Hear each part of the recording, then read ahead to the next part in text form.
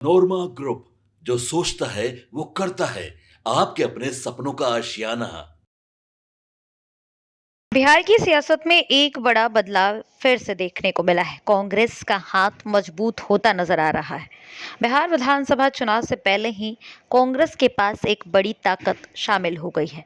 दरअसल आज बता दें कि बिहार की सियासत में बड़ा बदलाव हुआ जब पूर्व विधान पार्षद विनोद कुमार सिंह ने कांग्रेस पार्टी की सदस्यता ग्रहण की। यह आयोजन पटना स्थित सदाकत आश्रम में मिलन समारोह के रूप में संपन्न हुआ, जिसकी तस्वीरें हम आपको दिखा रहे हैं, जिसमें पार्टी के वरिष्ठ नेताओं और कार्यकर्ताओं की बड़ी भागीदारी रही। कार्यक्रम के दौरान विनोद सिंह को कांग्रेस पार्टी में जोरदार स्वागत किया गया। उन्हें फूलों की विशाल माला पहनाई गई और कांग्रेस के झंडे के साथ मंच पर लाया गया। कांग्रेस में मौजूदा कार्यकर्ताओं ने तालियों और नारों के साथ उनका गर्मजोशी से स्वागत किया।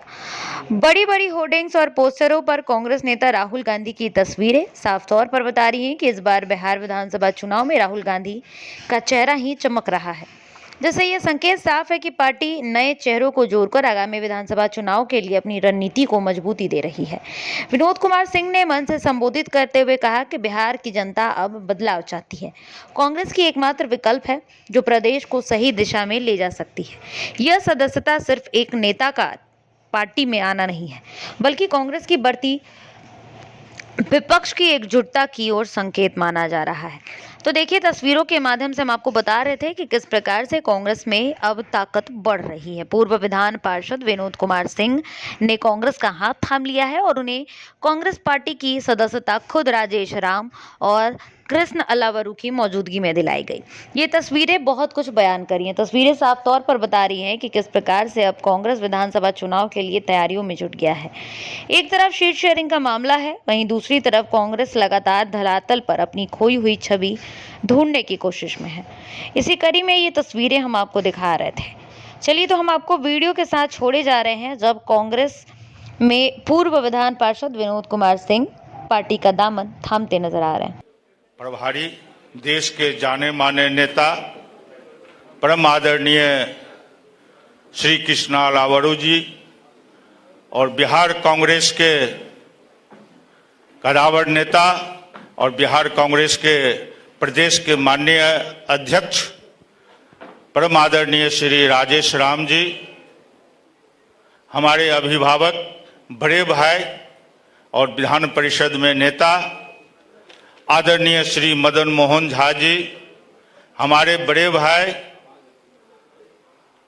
और जब मैं छात्र जीवन में मिथिला यूनिवर्सिटी में राजनीति करता था तो उस समय में कांग्रेस में लाने वाले, एनएसयूआई में जोड़ने वाले हमारे परम आदरणीय श्री प्रेमचंद मिश्रा जी, यहाँ कांग्रेस के प्रवक्ता राजीव राठौर जी, राजेश राठौर जी एवं मंचासीन कांग्रेस के सभी वरिष्ठ नेतागण, प्रतिभा सिंह जी और बहुत प्रमुख साथियों को मैं अभी नहीं जान रहा हूं।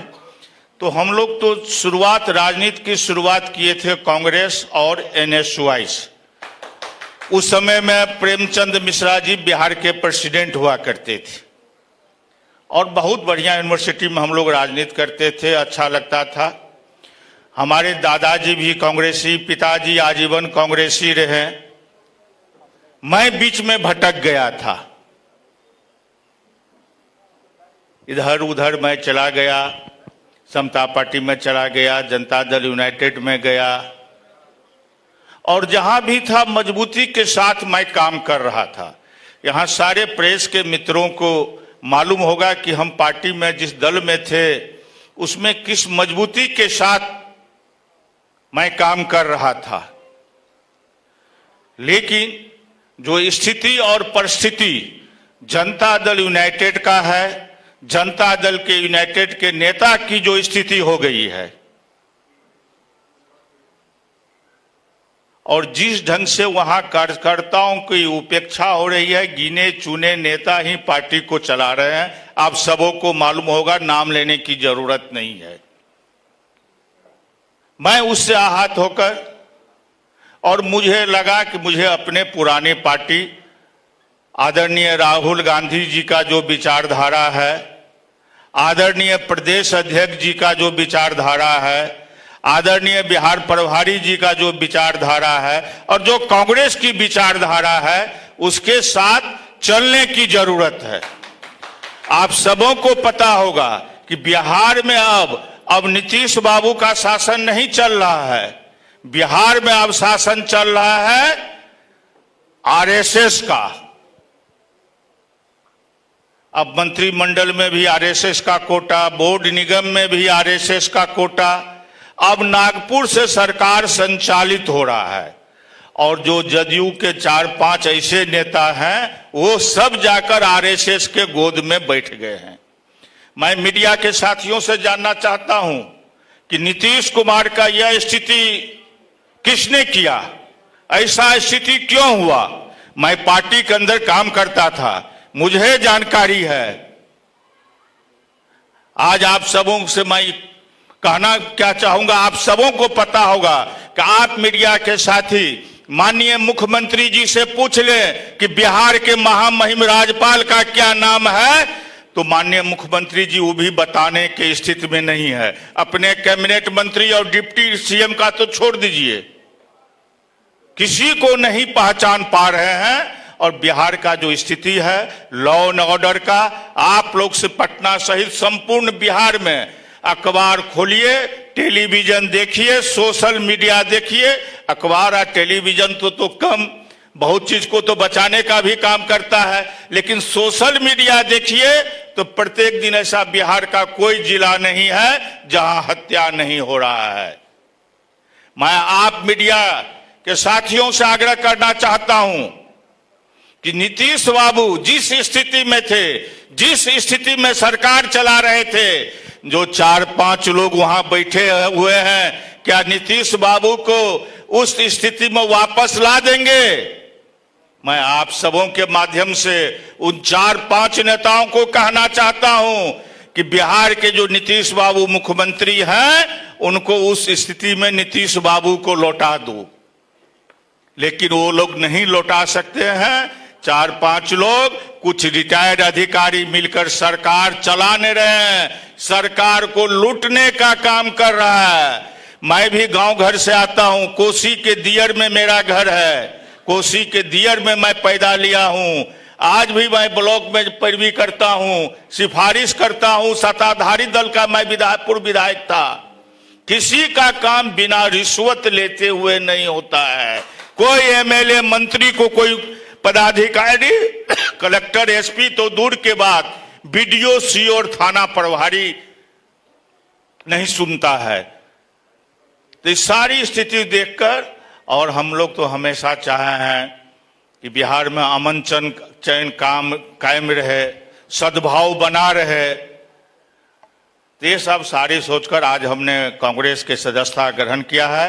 मैं हृदय से कांग्रेस परिवार का आभार प्रकट करता हूं और मैं अपने नेता बिहार के प्रभारी जी का मैं हृदय से आभार प्रकट करता हूं, जिनका बहुत कीमती समय रहता है और इतना कीमती समय में भी हमको पार्टी में सदस्यता दिलाने के लिए आज पटना पहुंचे। मैं इनका हृदय से आभार प्रकट करता हूं। मैं हृदय से आभार प्रकट करता हूं कांग्रेस के माननीय प्रदेश अध्यक्ष आदरणीय श्री राजेश राम जी का, जिन्होंने आज विधानसभा का सत्र चल रहा था और मैंने कल इन्होंने पूछा कि कल ही ज्वाइन करना है, किसको आगे बढ़ावे, अभी सत्र चल रहा है। मैंने कहा नहीं सर, मैंने पार्टी से इस्तीफा दिया हूं और कांग्रेस पार्टी ज्वाइन करूंगा और ज्वाइन करने के तुरंत बाद पार्टी के मजबूती के लिए सिर्फ मधुबनी नहीं, सिर्फ मिथिलांचल नहीं, संपूर्ण बिहार में पार्टी के मजबूती के लिए काम करते रहेंगे। आप सबों का बहुत बहुत धन्यवाद।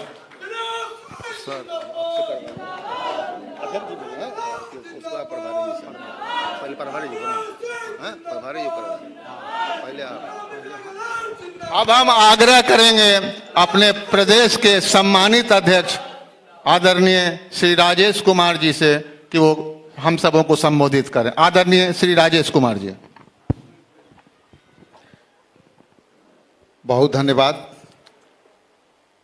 आज के इस मिलन समारोह में उपस्थित और जिनके लिए यह मिलन समारोह आयोजित की गई है, वो इनका नाम जैसा कि जानते हैं कि विनोद बाबू है, जो एमएलसी हैं, और इनकी संबद्धता उस पार्टी से थी जो राष्ट्रीय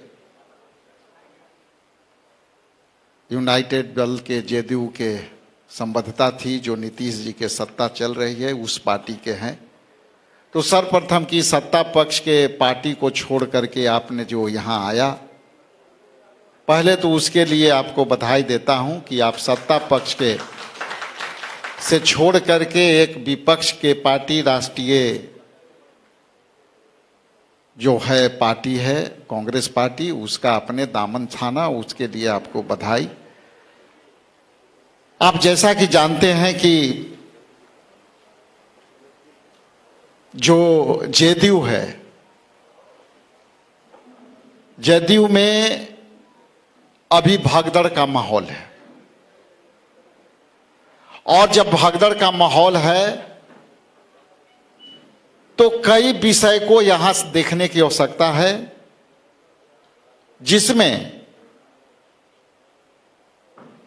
अभी सत्ता जिनके हाथ में है वह सत्ता गुंडों के हाथ में चली गई है, और यहां गुंडा राज का कायम है, और उस गुंडे राज से उब करके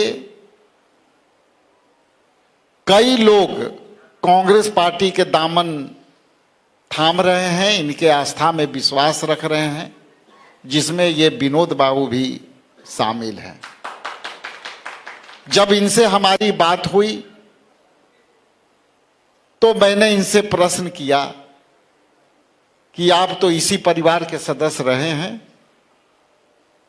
आप आना चाहते हैं, स्वागत है। और इन्होंने कहा कि हम नेता राहुल गांधी जी के सामाजिक न्याय के जो उनकी लड़ाइयां हैं उसमें हम अपना भूमिका निभाना चाहते हैं। तो माननीय प्रभारी जी और हमने ये निर्णय लिया कि सामाजिक न्याय की लड़ाई के लिए आप जैसे लोगों की जरूरत पार्टी को है, हम मिलजुल करके सामाजिक न्याय की लड़ाई को, राहुल गांधी जी के लड़ाई को आगे बढ़ाएंगे। जैसा कि आप जानते हैं, कुछ बातें अभी कह देना चाहते हैं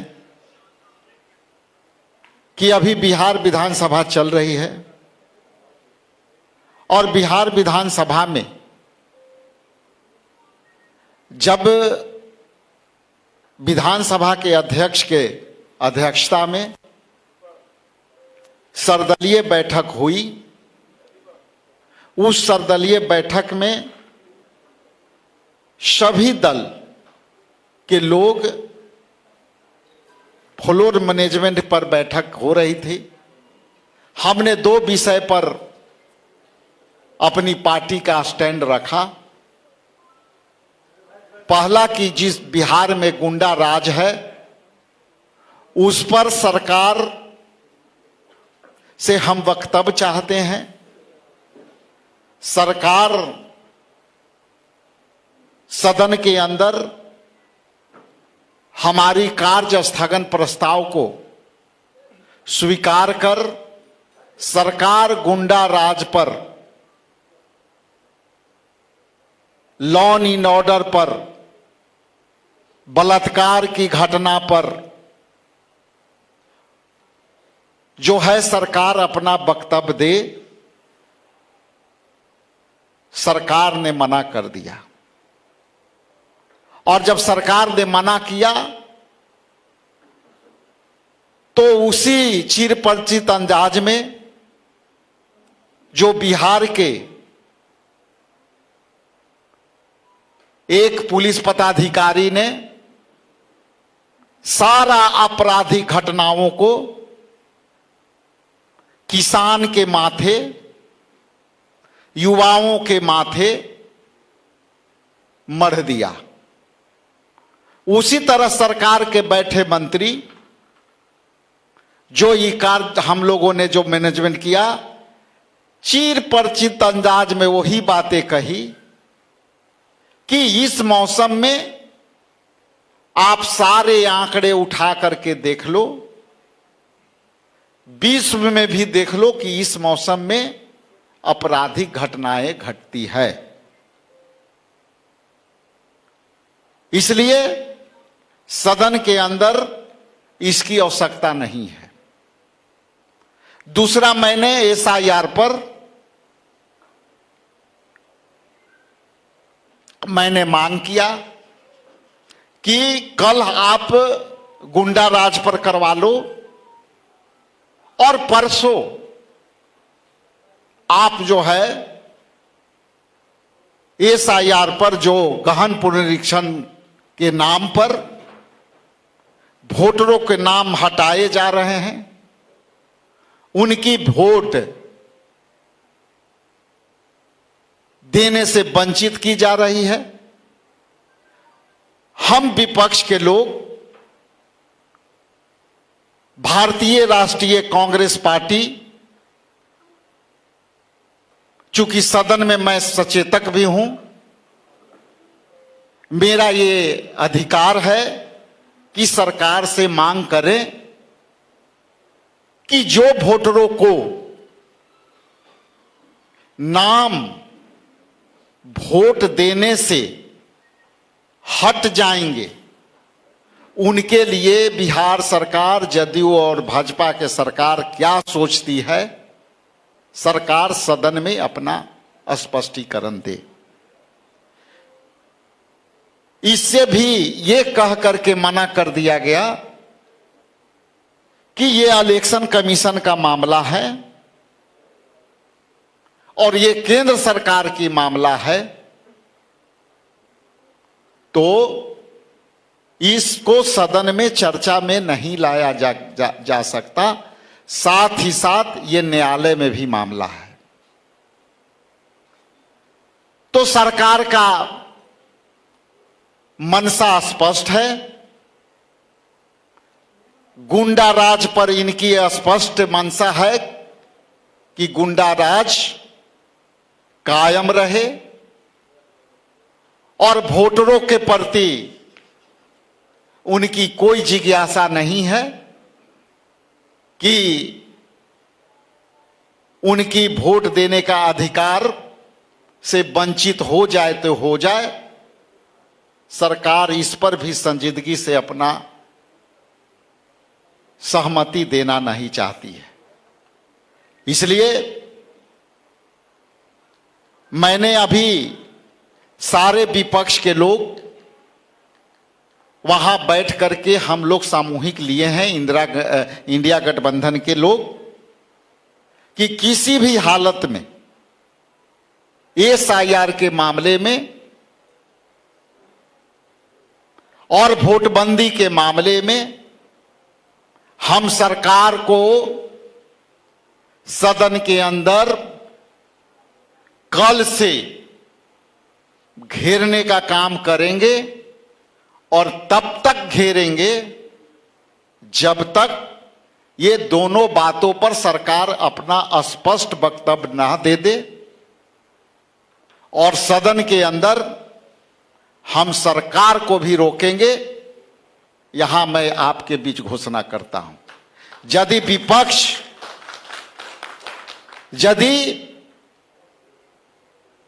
जब हमारे वोटर, बिहार के वोटर वोटे नहीं दे पाएंगे, तो ये लोकतंत्र में हम सरकार को भी सदन के अंदर बैठने नहीं देंगे और कल हम सदन के अंदर उनको घुसने नहीं देंगे सरकार को। ऐसा हम लोगों ने निर्णय कर लिया है। इसलिए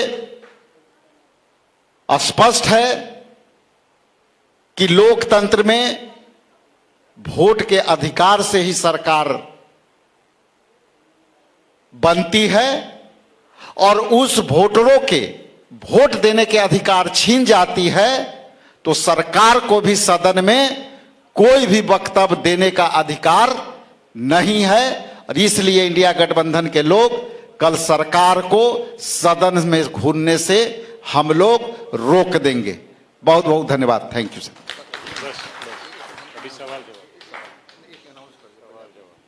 आप पहले आशीर्वाद दे दीजिए।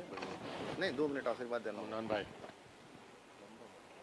आपको दे देते हैं। मैं क्या कह रहा हूँ सुनो ना। नहीं ऐसे नहीं सुनो, ठीक है? तो आप कुछ बोलिए, मैं बाद में बोल दूँगा। अच्छा ठीक है भाई।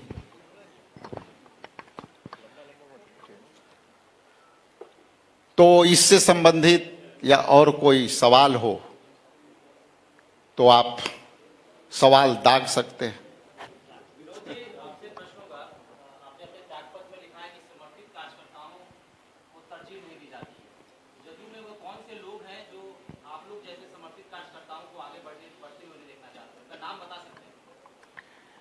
आप सब का नाम जानते हैं, आप सब, और आपको मालूम होगा कि विगत 1 वर्ष से किस किस कार्यकर्ता से सीएम मिले हैं 1 to 1। नीतीश बाबू का था, जब भी किसी साधारण कार्यकर्ता से भी मिलते थे तो 1 to 1। हम 1 साल से अधिक का समय हो गया है, कोई कार्यकर्ता बता दे कि या तो उनसे कभी मुलाकात हुई हो या खुदा न खास्ता कभी हो भी गया हो, तो 1 to 1 4 आदमी, 2 ऐसे नेता, 2 ऐसे रिटायर्ड अधिकारी उनके पास बैठे ही रहते हैं। और फिर उसके बाद वो पहचान भी नहीं पाते हैं कि कौन आया और कौन गया। उस व्यक्ति को नाम लेने से आपको डर लग रहा है क्या? उस व्यक्ति को नाम लेने में मुझे क्यों डर लगेगा? उस व्यक्ति का नाम ही है भुजा पार्टी। आप सब जानते हैं भुजा पार्टी के कौन कौन मेंबर हैं, कौन कौन सदस्य हैं, तो सबको पता है।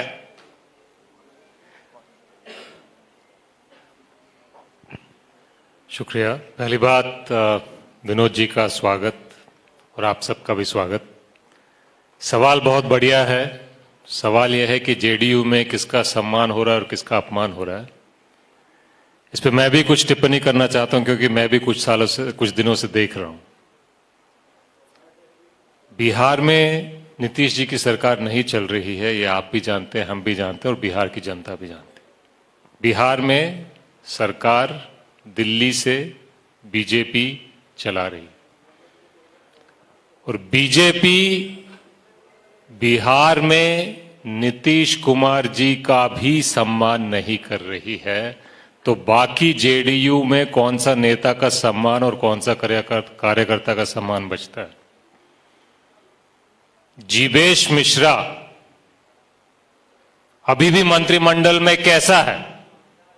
अगर नीतीश कुमार की चल रही होती तो वो बहुत पहले जीवेश कुमार को मंत्रिमंडल से हटा के फेंक देते, उन पे कार्रवाई हो जाती। इससे साफ पता चलता है कि बिहार में बीजेपी का राज चल रहा है, और बीजेपी का राज जब से चल रहा है गुंडा राज आ गया है। बीजेपी ने बिहार को भारत का क्राइम कैपिटल बना दिया है। तो जब नीतीश बाबू की ही सम्मान नहीं है तो बाकी किसका सम्मान की बात कर रहे हैं हम लोग? धन्यवाद।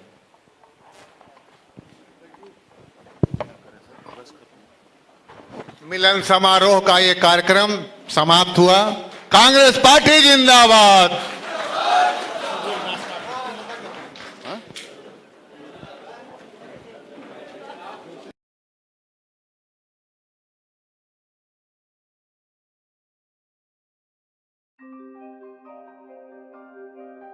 आपके सपनों को हमने सजाया है।